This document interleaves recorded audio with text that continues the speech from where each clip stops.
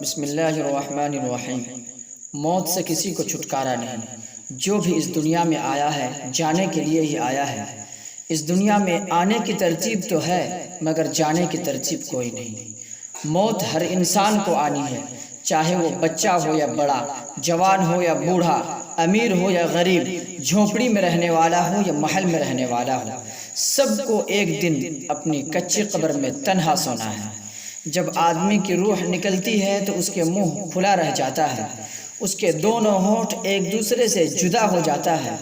انسان کی روح اس کے پیر سے نکلتی ہوئی اوپر کی طرف آتی ہے۔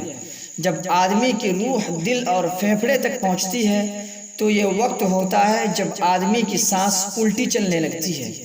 یہ وہ وقت ہوتا ہے جب چند سیکنڈ کے اندر انسان پہلی بار اس دنیا میں فرشتوں اور شیطان کو دیکھتا ہے۔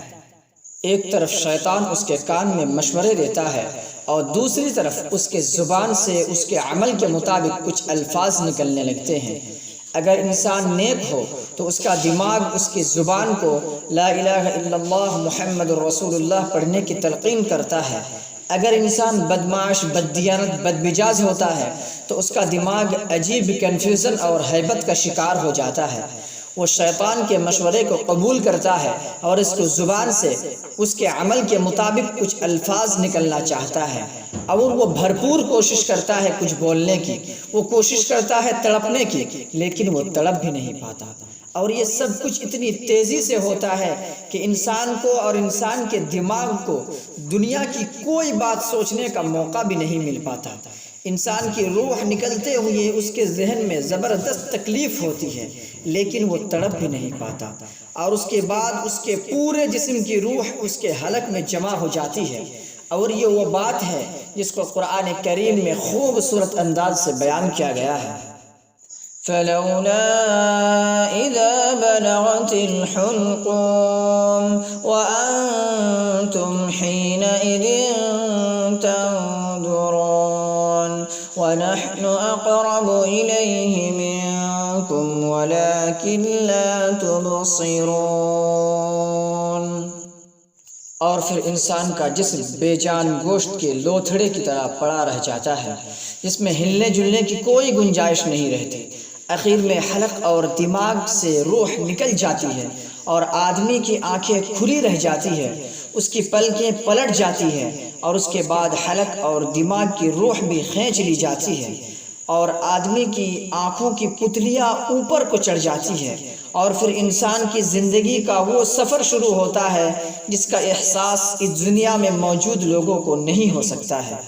کسی کتاب میں لکھا ہے، اور عبرت کے لیے کیا ہی خوب لکھا ہے، کہ جب انسان کی موت آتی ہے اور اسے لوگ غسل کے تختے پر لٹاتے ہیں تو ایک آواز دینے والا اسے آواز دے کر کہتا ہے، اے آدم کے بیٹے، تمہارے کان کہاں ہیں؟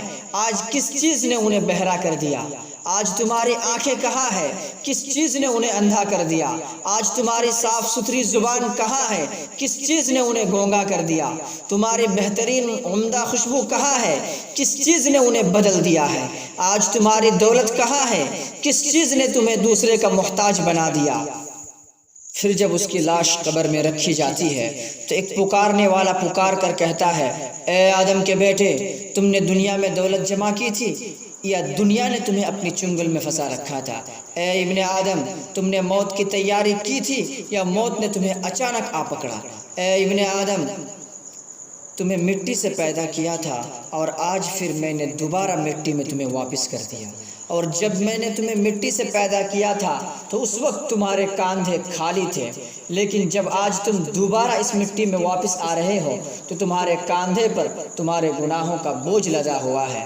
اور جب مردے کی پہلی رات ہوتی ہے، ایک تاریک اور اندھیری رات، قبر کی پہلی رات، ایک پکارنے والا پکار کر کہتا ہے، اے آدم کے بیٹے، آج تم ایسی رات گزارنے والے ہو جس کی صبح کوئی مؤذن اذان نہیں دے گا، جس کی صبح تمہیں کسی نیک عمل کی طرف نہیں بلایا جائے گا، کیونکہ نیک عمل کرنے کا وقت گزر چکا۔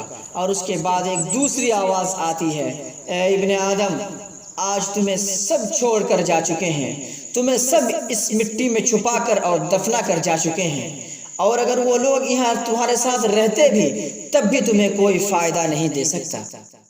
تو نے مال جمع کیا لیکن غیروں کے لیے، تو نے دولت جمع کیا لیکن آج اسے دوسرے لوگ استعمال کر رہے ہیں۔